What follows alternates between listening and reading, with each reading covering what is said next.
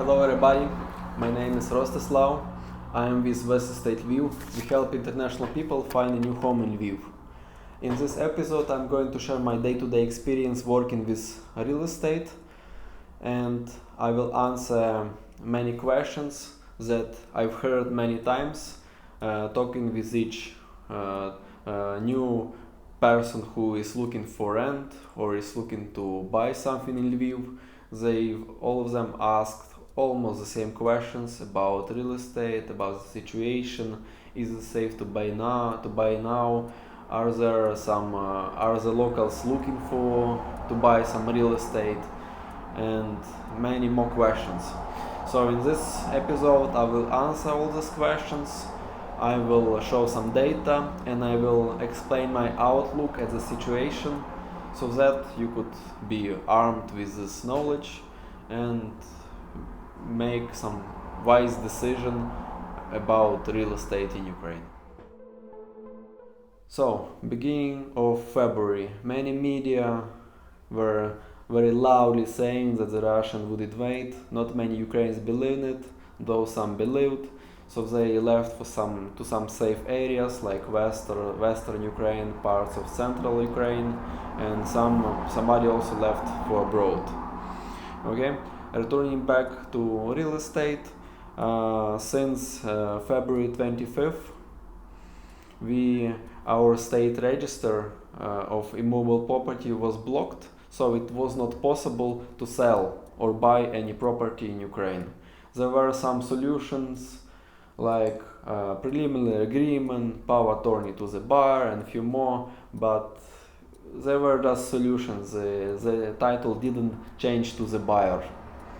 And since beginning of May, it was started to be possible to buy real estate here in Ukraine, but with some serious limitation, like seller cannot give power attorney to another person.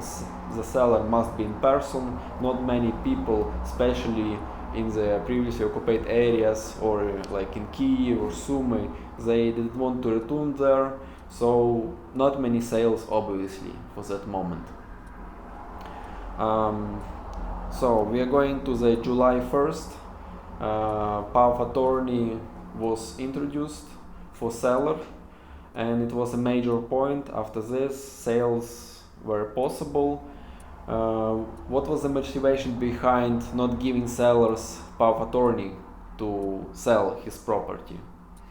Because we have a demographic register and some people died and it's not possible to track down, so some people could use this opportunity, and we had a heavy lesson previous war 2014-15 where some shady people use this opportunity. So now Ukraine the officials did not expected this. Okay, they expected this, so now everything was more smooth.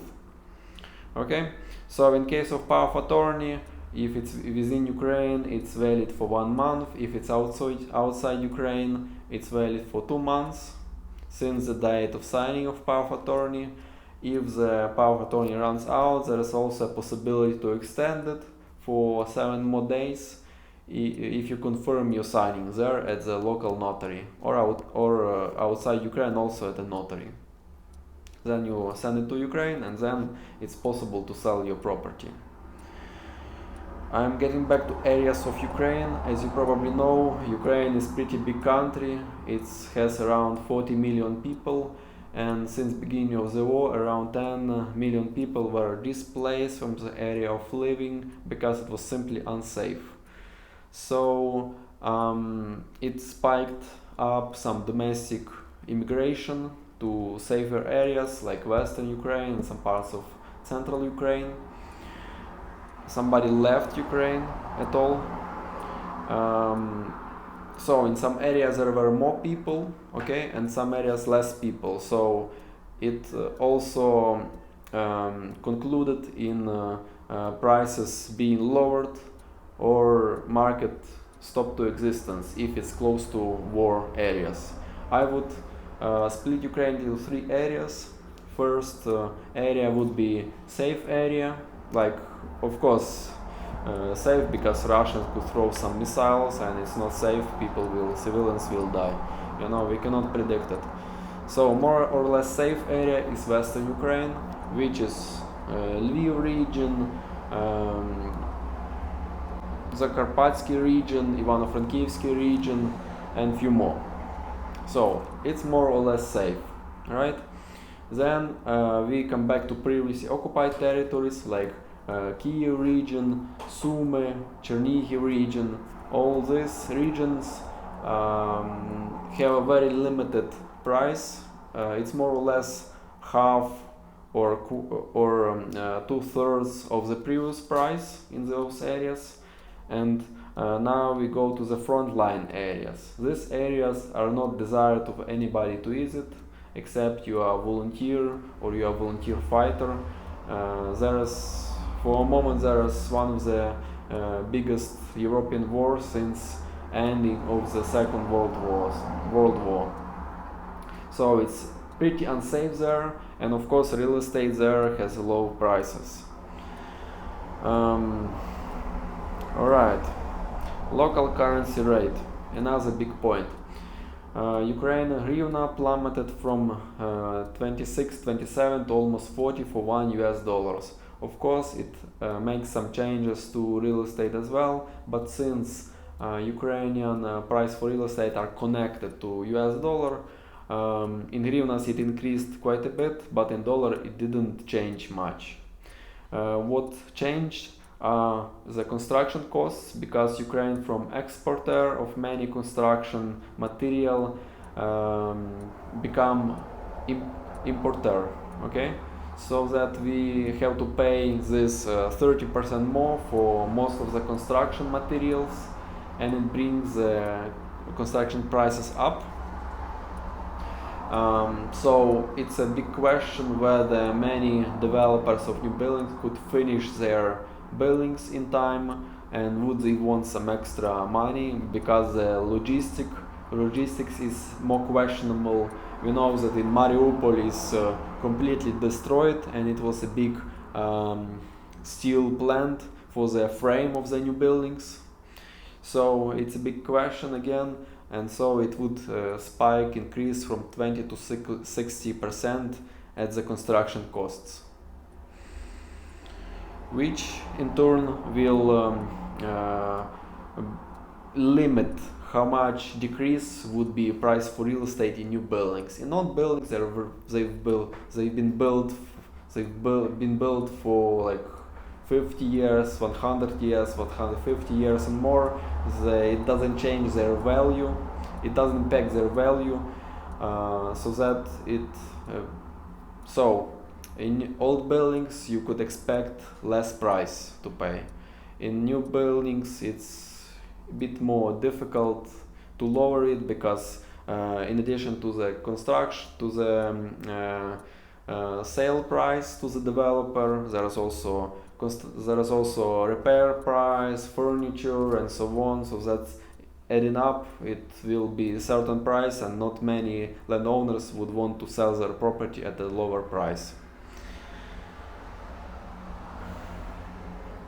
So now we come into how to buy in Ukraine, cash versus financing.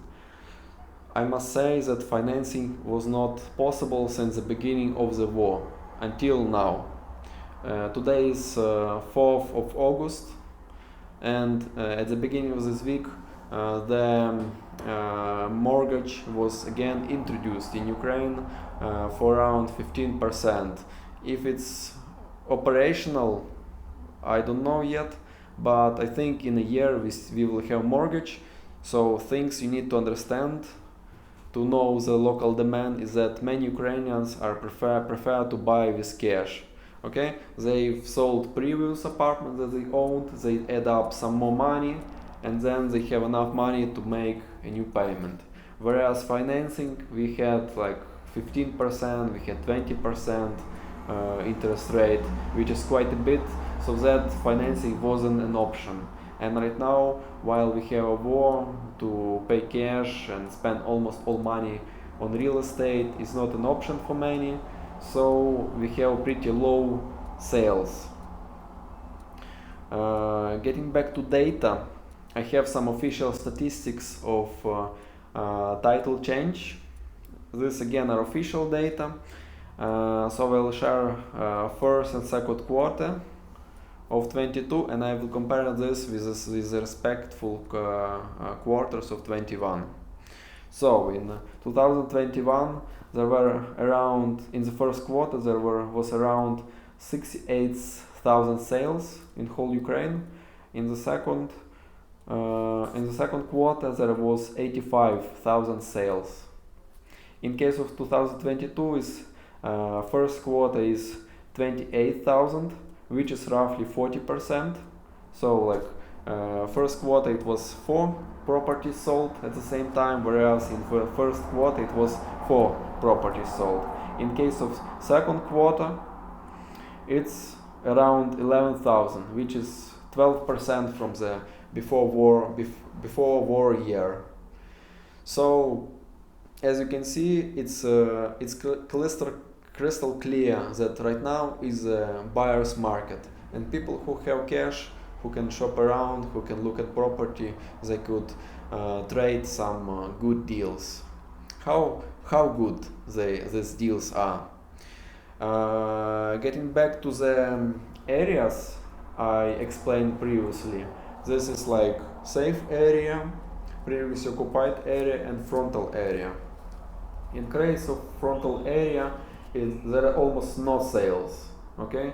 And in some cases it's not even possible to buy apartments there, even though it could cost dirty cheap, but still it's simply unsafe to go there, and I wouldn't recommend to anybody to look for some deals there, because you need to be there in person, or you need to have trustee who goes there in person with the power of attorney. It's like pretty high risks for this person.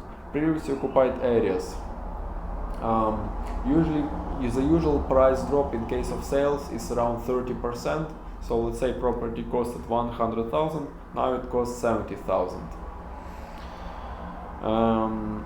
In regards of the safe areas of Ukraine, which is again most of western Ukraine, except Volyn region, because it's very close to Belarus, and somebody is still worried because Belarus could still attack.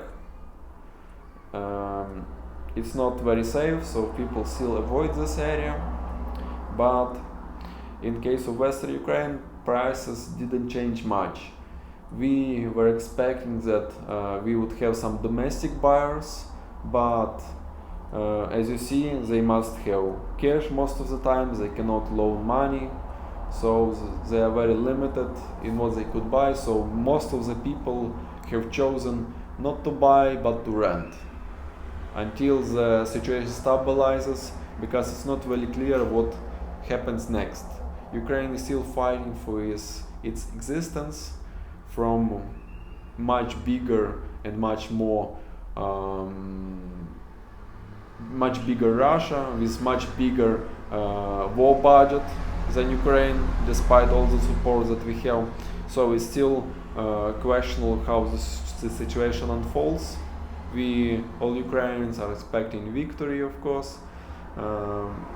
Thanks also to you guys that you are helping us, but it's still a question, and locals still not sure what would happen, so they are limiting what they are buying. Like real estate, it's one of the biggest transactions of your life if you are an average person, so that it's a bit limited for now. So for me, right now what we see that the current market is a buyer's market. If you come and if you have cash, you don't do any financing, you have power here, you could see the listing price and you can expect that you could trade down few $1,000s to several $1,000s depending on the area. If you are going to look in Western Ukraine, especially in Lviv, we could help you. We could help you rent your apartment, and we can help you with to secure investments. We rarely see here some missiles or something like this. So more or less Western Ukraine will be safe.